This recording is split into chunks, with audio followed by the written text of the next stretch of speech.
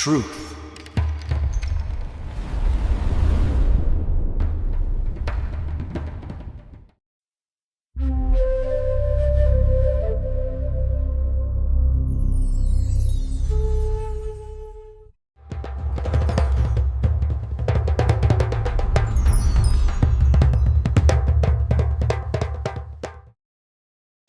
In early 2024, drivers on Burkina Faso's National Route 4 stopped in disbelief. A brand new toll station had appeared overnight in Butina, 6 open lanes, glass windows, and digital payment systems. No warning, no foreign logos, no international announcements. Weeks later, 2 more stations went live, one in Tintalou, one in Katajugu, forming a connected toll network never seen before in the country's history.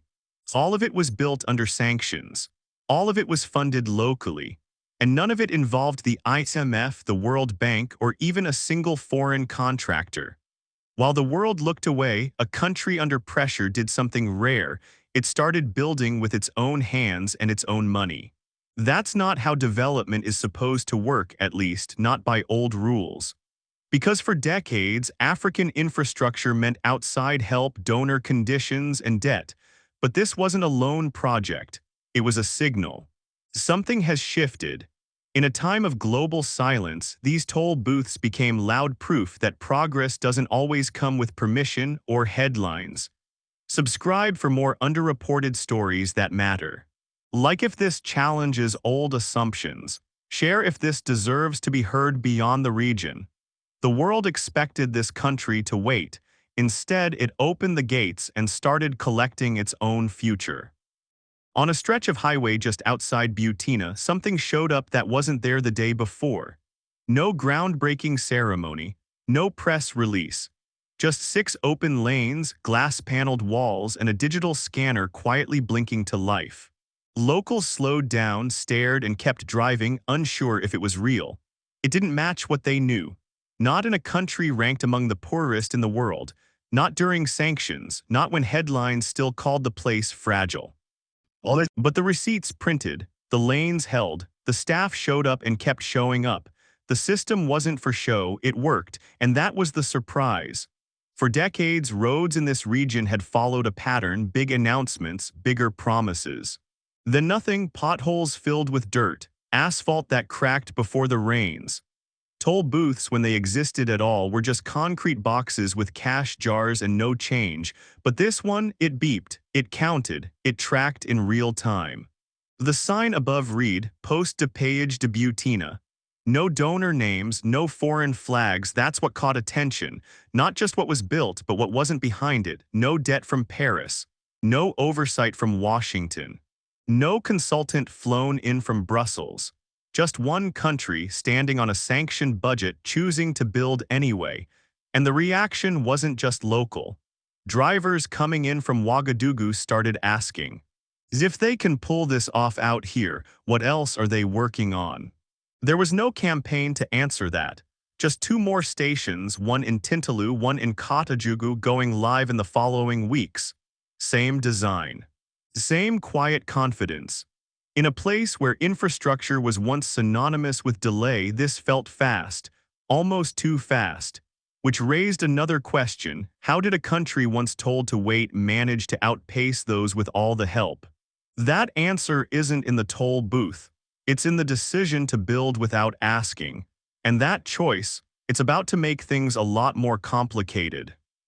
No foreign banks, no international grants, just a national road fund run by Burkina Faso hands, and it paid for everything. The toll stations weren't just symbols, they were investments and not theoretical ones. The budget came from a little-known institution called the Fonds Spatial Routier du Burkina Faso. Every receipt at Butina, Tintalou, or Katajugu fed straight back into that fund and straight back into the roads. That meant something new. The money stayed, and so did the responsibility.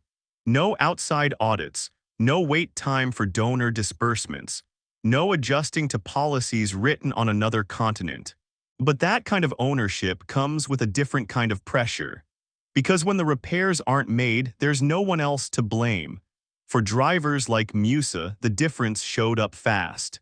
He used to spend half his trip dodging potholes and the other half paying bribes. Now he pays a fee and gets a receipt. The road holds. The cops don't shake him down. It's weird, he told a reporter. I thought it would break. But it hasn't. And here's the twist, the people started trusting it. When receipts print and the pavement doesn't crack, even skeptics start slowing down. So what changed? Maybe it wasn't just the money, maybe it was the math.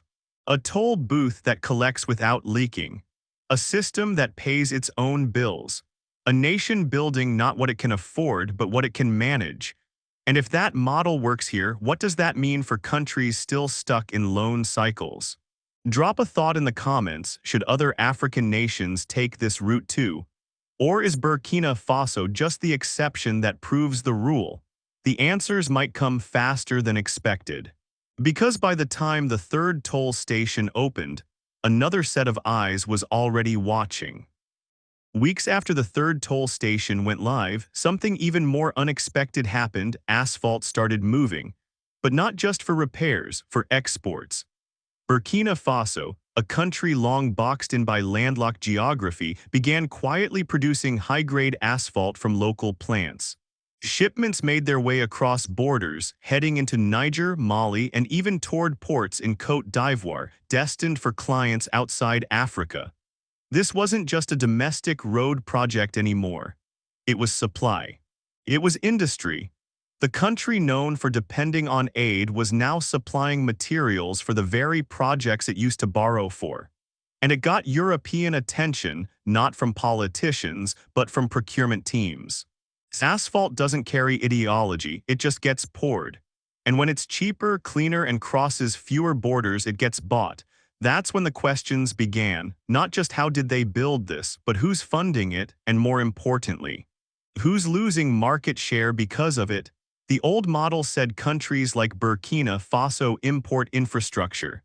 They don't export it. But the new model said otherwise, and it came backed not by press statements but purchase orders. For Burkinabe engineers, it was validation. For regional partners, it was a new option. But for some overseas contractors, it was a red flag. Because if one country can build a functioning toll network and then sell its own road materials without debt or dependency, what stops the others? What started as a toll booth just became something harder to control. And from that point on, the pressure wouldn't be just internal. No embargo, no official statement, but suddenly payments got delayed, parts got held at ports, and some software updates just stopped arriving. Burkina Faso never got a letter, but the signals were clear. After its road fund proved too effective, and after it started exporting materials, friction began showing up in the fine print. Shipping insurance premiums rose for unexplained risk.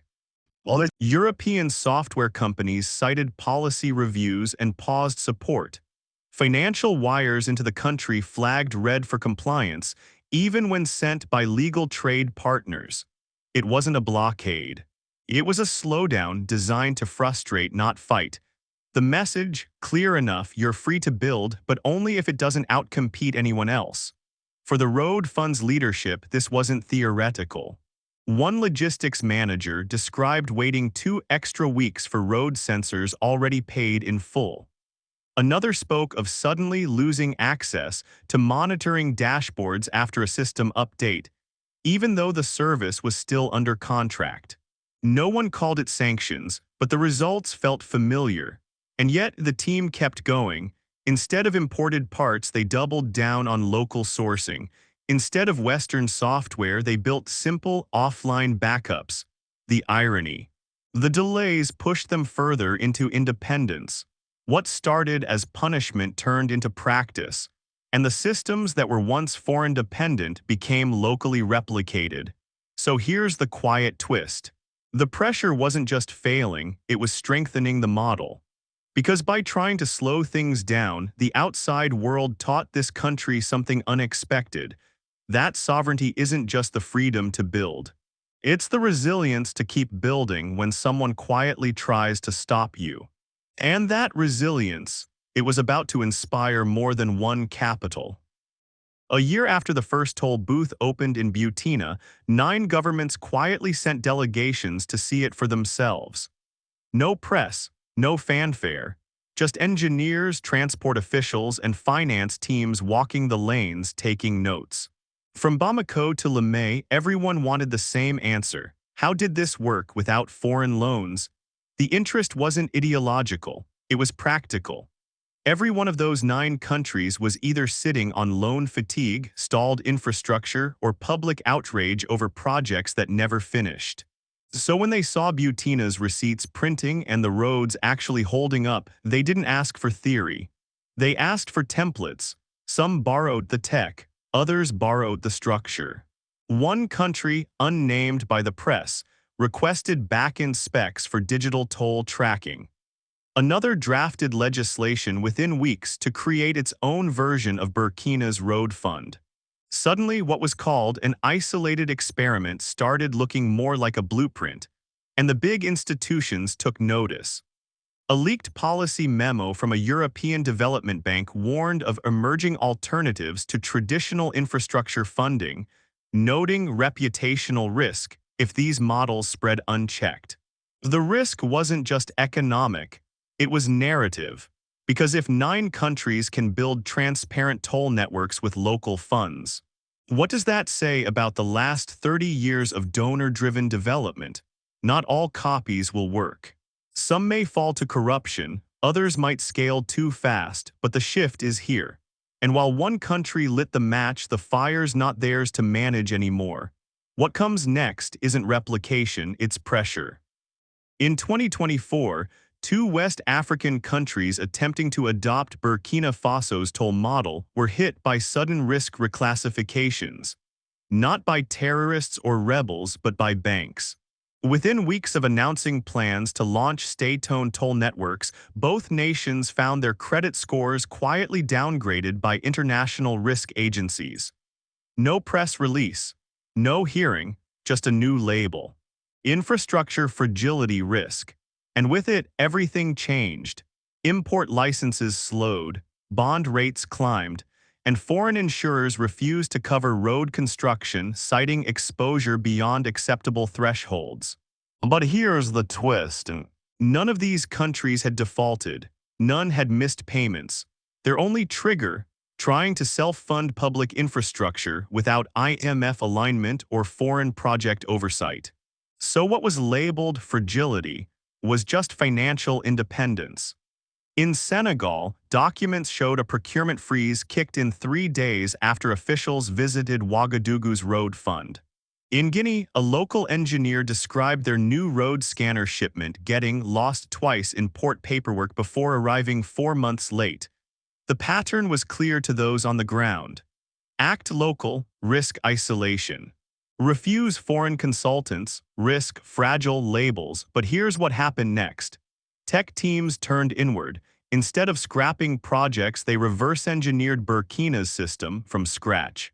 Instead of accepting delays, they pooled parts from 3 regions to finish rollout on time. One insider said it plainly, if they call it fragility now, wait till they see resilience. So while risk ratings fell, public trust rose, receipts printed, roads opened, drivers stopped bribing and started driving. And now, every block makes the story stronger. Every slowdown proves the model works.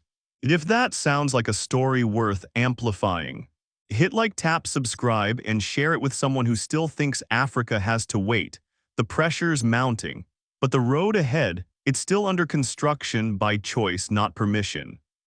In early 2025, 2 ministers from neighboring states publicly dismissed Burkina Faso's toll model as unsustainable populism. They didn't mention that their own countries had already requested access to the model's back-end specs just months earlier. That's not contradiction, that's containment, because what threatens power more than failure is a working alternative. The backlash wasn't limited to speeches. A leaked email from a regional infrastructure summit showed senior officials debating how to reframe Burkina Faso's model as incompatible with regional stability norms. No one named names, but one line stood out: avoid legitimizing projects that lack multilateral oversight. What exactly does that mean, and why was it suddenly urgent? Because for decades, leaders justified underperformance with dependency: no progress without donors, no roads without debt, no options without outside approval. But now, one small country was proving the opposite, and voters noticed. In Bamako, posters appeared overnight comparing stalled bridge projects with Burkina's working toll booths. In Accra, local radio ran segments asking why Ghana's scrap toll program couldn't be revived under public control. The narrative was moving with or without permission, so the pushback shifted. Instead of discrediting the model, they discredited the messenger. Labels like military regime, unverified data, or populist optics started replacing honest debate. The goal: make the story radioactive even if the results were real. But people on the ground didn't care about phrasing. They cared that tomatoes reached markets, that school buses finally ran, that drivers got receipts, not bribes. The power struggle wasn't just geopolitical, it was personal. Because once people see a working system, they stop asking who built it and start asking why it took so long. And that's the kind of question no headline can contain. What comes next, though, isn't about the tolls anymore. By mid-2025, three words started showing up in reports across West Africa: Burkina model replication. Not by design firms, not by aid agencies, by drivers, by farmers, by small-town mayors. Because once the receipts print, the excuses stop. And what once sounded like Burkina's exception now started looking like a blueprint. But this wasn't just a system, it was a filter. In places where the model was quietly tested, results came fast. Bribes dropped, delays shortened, revenue tracked down to the last vehicle. But something else happened too. Officials who once pocketed cash stepped back. Middlemen lost their leverage, and weak links got exposed, not with scandal but silence. Because the system didn't need to accuse, it just worked. One mayor described it best: before we needed to catch theft. Now we just count receipts. And that's the shift: not building around corruption but building through it, not punishing theft, just making it obsolete. From Mali to Niger, quiet pilots are now running under local management. No donor flags, no legacy PR, just tolls, tech, and transparency. It's not loud, it's not fast, but it spreads, because nothing travels faster than proof. And when proof becomes public, the story stops being about roads. It becomes about who dares to follow them. No marching bands, no global headlines, just receipts, just results, just roads that work. What started as 3 booths in forgotten towns has become something far louder than speeches. Not because of how it looks, but because of how it runs. And maybe that's the real story. That sovereignty doesn't always announce itself with flags or fireworks. Sometimes it just scans a license plate, prints a receipt, and fixes a road before anyone notices it broke. That's what happened here. Not a revolution with noise, but one with function. And if it keeps growing, Africa's next chapter might not begin in a palace. It might begin at a toll station. If you found value in this story, tap subscribe, drop a like, and share it forward. This isn't just infrastructure, it's instruction. And the next bulletin already rolling. Stay tuned.